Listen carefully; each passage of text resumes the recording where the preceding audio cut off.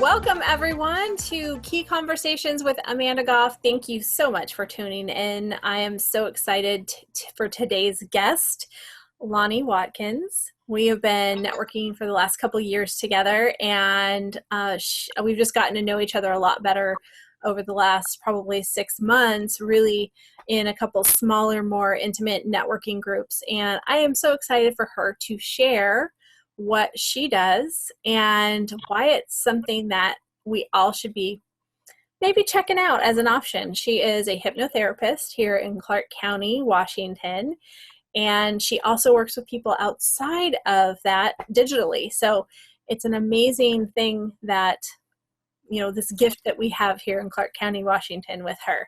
Lani, welcome. Why don't you tell everyone a little bit about yourself and why you do what you do? So I'm a single mom of 2 amazing boys, and got my master's degree in 2013 from George Fox in clinical mental health counseling. Started a counseling practice and found that it just wasn't feeding my soul the way I thought it was. I loved school and I loved working with individuals who really needed the help, but there was something missing. And so I reevaluated my life and what direction I was going. And I had an epiphany. I remembered that I went to a hypnotherapist for my codependency issues, and it worked amazingly well, along with my counseling or counselor, because I was actually seeing a counselor too. And thought, I wonder what it would take for me to do the same thing and help people with this particular modality. Did my research and found the Northwest Clinical or Hypnosis Institute out in Milwaukee, Oregon, and did over 150 hours of coursework, fell in love with it, and actually found out that I was pretty darn good at what I do. So closed down my counseling practice and reopened as a hypnotherapist, and haven't looked back because I love this mode. I love the fact that people leave my office feeling peaceful and feeling hopeful, even though we've dug up a lot of skeletons and some really bad trauma. The bottom line is they leave feeling really positive, and that's a huge takeaway for me. That sounds like that really just not only feeds your soul, but you're helping so many people in a way that I think often is really misunderstood. And that's partially why I'm really excited to have you here, is that we were chatting about you sharing some of those myths that are behind hypnosis that maybe scare people from even wanting to try it when it could be something that would be very helpful to them. So what are a few things that you've come across that you've really had to educate and dispel when talking with people about hypnosis? Oh, all the time I get, are you going to make me bark like a dog when I hear a bell? Or my favorite is, are you going to make me do something that I don't want to do? It's a control thing. And what a lot of people don't realize is they are 100% in control. 100%. I can't make anyone do anything that they don't want to do. That is the bottom line. And that's the very first thing that I talk about. And I think what happens is people see hypnosis in movies, they see entertainment hypnosis, and we'll address the entertainment hypnosis first and foremost. So entertainment hypnosis, they're looking for audience volunteers. So these are people who already know that they're going to be on stage and they're going to be made fools of themselves in front of a bunch of people. So it's not like these people don't know what to expect. They already know. Yeah. So they're already selected just by volunteering themselves to be a pawn in this little hypnosis game. And then if you actually watch, a hypnotherapist that is an entertainer will actually filter through those volunteers to find really quality people who are easy to induce and will follow along. So if you don't want to volunteer, you're not going to be controlled by hypnosis.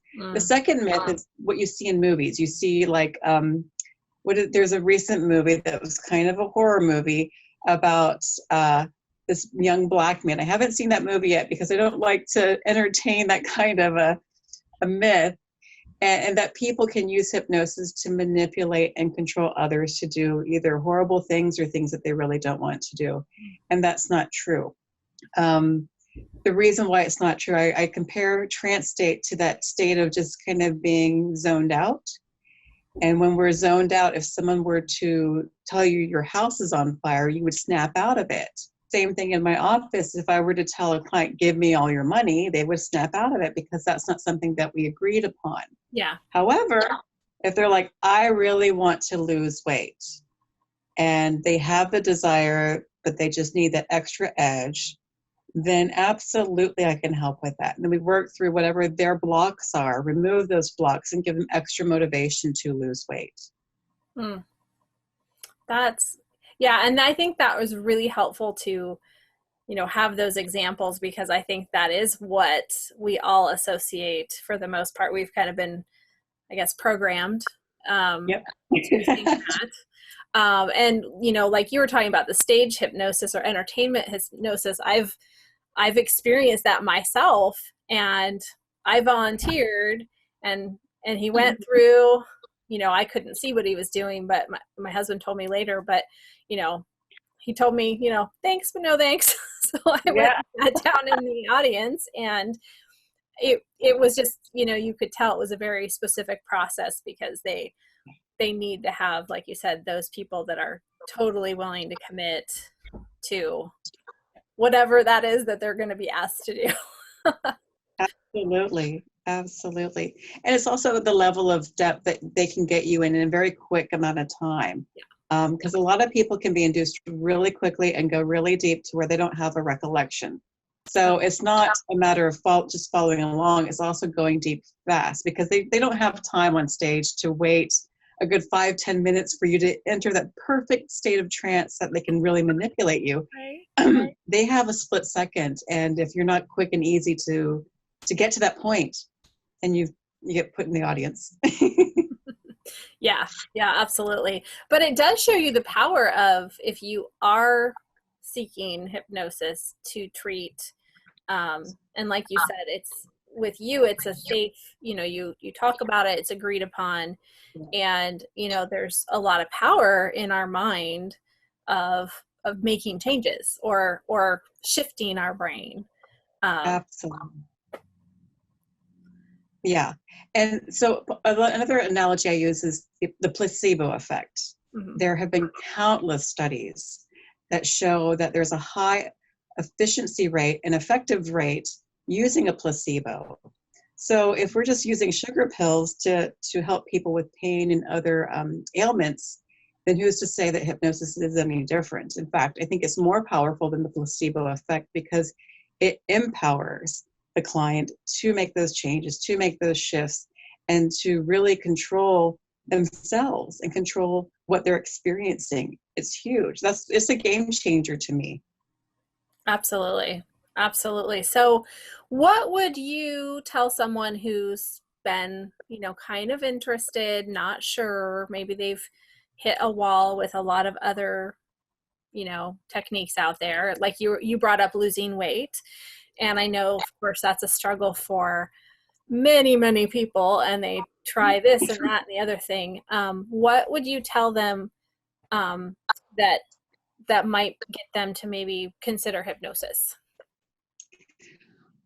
Well, it's for those who, especially yo-yo dieters, the people who are like, I tried, I lost the weight, and for some weird reason I gained it back. Or another one is, I want to, but I'm not feeling motivated to go to the gym. I'm not feeling motivated to change my diet, but it's something that they really want. For those that are just on the cusp and don't have the motivation, what I look at is I look at the emotional reason. Why are you holding on to the weight? Does the weight serve a purpose emotionally? For me, I gained a lot of weight when I was working with sexual assault survivors. And it was a lot of stress. And for me, the weight felt like a protection. It felt like I was going to be protecting myself from being assaulted, which logically you're like, well, it doesn't matter what size you are. But on an emotional level, and that's the level that we react from, emotional level, I believe that was true. So there was no way I was going to lose weight and not be protected from sexual assault. Once I reprogrammed my brain to accept that the truth and the facts are that I'm strong as I am, and I can be strong at a smaller size and more empowered, then the weight just starts to come off. Then I get the motivation. I get up every morning at 6 a.m. and do the workouts. I eat healthy. I'm very mindful of what I eat and consume. And the weight's just coming off easy and effortlessly. Another thing that I do for that is then I add suggestions. Suggestions are like, when you hear a bell, you bark like a dog. For weight loss, it would be, when you're hungry, you tune into what fuels your body and what your body truly needs, not what you want emotionally. So then you'll start to gravitate towards foods that you never probably even thought of before. I started craving beets. I have no idea. I'd probably have to talk to some kind of nutritionist to find out why I'm craving beets. But I'm starting to crave foods that my body really needs, and really tuning and listening to my body itself rather than listening to the emotional impact of whatever story it is I'm telling myself to keep the weight on. That's amazing. Yeah. So I know we chatted a little bit about this, but I know that you also help people. So it sounds like, that's part of them meeting with you, but you train people to kind of have the ability to take these things home and practice them at home, a little bit of like self hypnosis, so they can manage day to day. Can you tell us a little bit about that? So self-hypnosis is way easier than what I initially thought it was, and probably what you guys are thinking as well. Self-hypnosis is getting yourself into a trance state. And the easiest trance state you can enter into is that moment you're in bed and just about to fall asleep. So before you get to that moment is to think about what kind of suggestion, what would you like to program into your mind? And when you think about a suggestion, it needs to be in the positive type of framework. For instance, I no longer crave sugar. The no longer is a negative. So for instance, if I were to tell you, Amanda, don't think of a blue monkey, what are you thinking of right now? Blue monkey.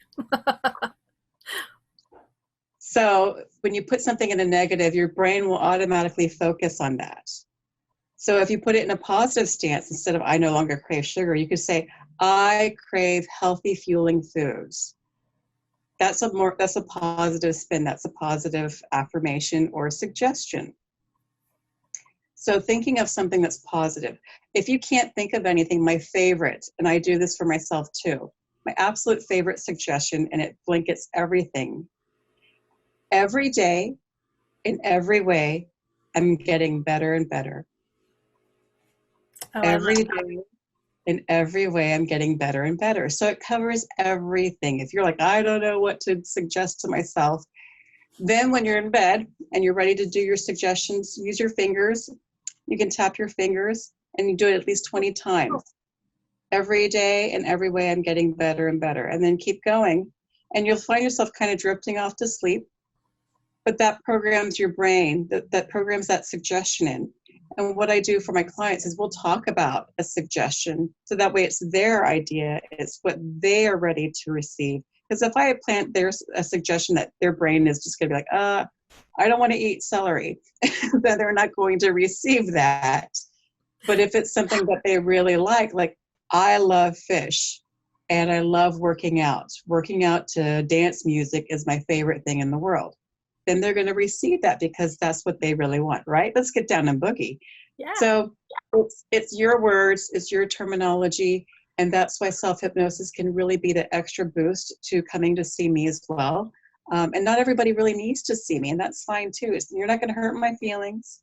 But if I can help just one person in whatever they're struggling with, whether it's weight loss, smoking, pain, anxiety, fears, I think that, that's just, again, what feeds my soul. That's wonderful. So how would someone connect with you so they could find out if it's a good fit to work with you? Because I know you mentioned that you do work digitally, which is great because with technology, even if it's a little funky on us, it still is manageable. But how would someone connect with you in order to see if it's a good fit? So I prefer phone calls just because talking to somebody, there is something in their voice and intonations that text and email doesn't always convey. I usually recommend people to look at my website first to see if it's a fit. My website is www.laniwatkins, LaniWatkins.com. That gives you some idea of my background, my experience, and my expertise in very specific fields for hypnosis. Of course, I do go outside those fields, but those are the ones that I'm really knowledgeable in. Those are the ones that I've practiced and have studied. And then, of course, a phone call. My phone number is on my website. And just give me a call if I'm not available. I usually respond within 24 hours to voicemails. So please leave a voicemail if you don't get me personally. And it's just an easy conversation. I'm not going to pull any fast stuff either on the phone.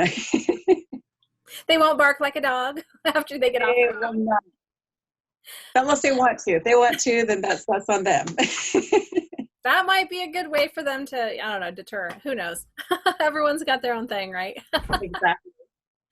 Well, thank you so much for taking some time today to chat with me and letting me share you and your expertise with other business owners and business professionals out there.